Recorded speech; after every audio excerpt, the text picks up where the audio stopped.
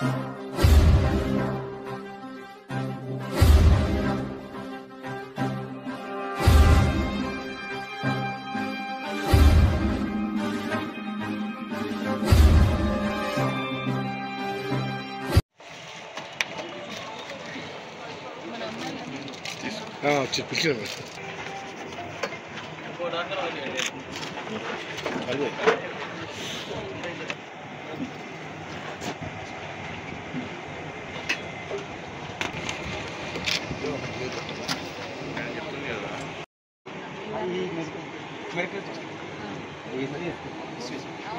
అవును భద్రత నుంచి అయినా కూడా పర్లేదు ఈహెచ్ఎస్ ఏమో ప్లస్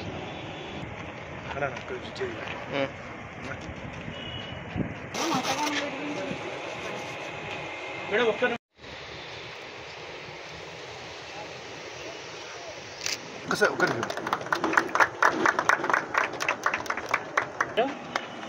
ఎస్పెషల్లీ మీరందరూ కూడా టైం తీసుకొని వచ్చి మా కోసం ఇంత టైం వెచ్చించడం మామూలు విషయం కాదు.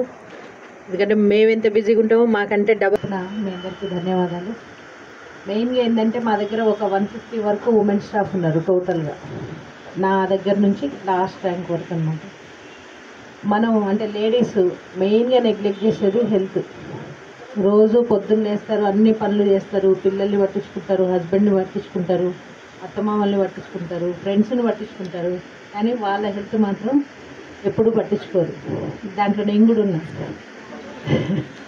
సో అది దానికోసమే రీసెంట్ టైమ్స్లో ఒక అర్థం కాల, చాలా ఇయర్స్ అయిపోయింది, 2-3 ఇయర్స్. ఏమైందా అనేసి తర్వాత కూర్చొని మాట్లాడితే సెకండ్ స్టేజ్ క్యాన్సర్.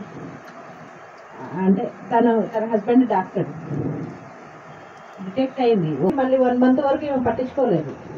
మళ్ళీ 1 మంత్ తర్వాత హస్బెండ్కి చెప్పింది, ఇట్లా నాకు పెయిన్లెస్ ట్యూమర్. ఏ స్టేజ్ అయినా సరే మన చేతిలో కొన్ని లేవు. ఆఫ్టర్ కోవిడ్ మన మొత్తం హెల్త్ ప్రొఫైల్ అంతా కూడా మారిపోయింది.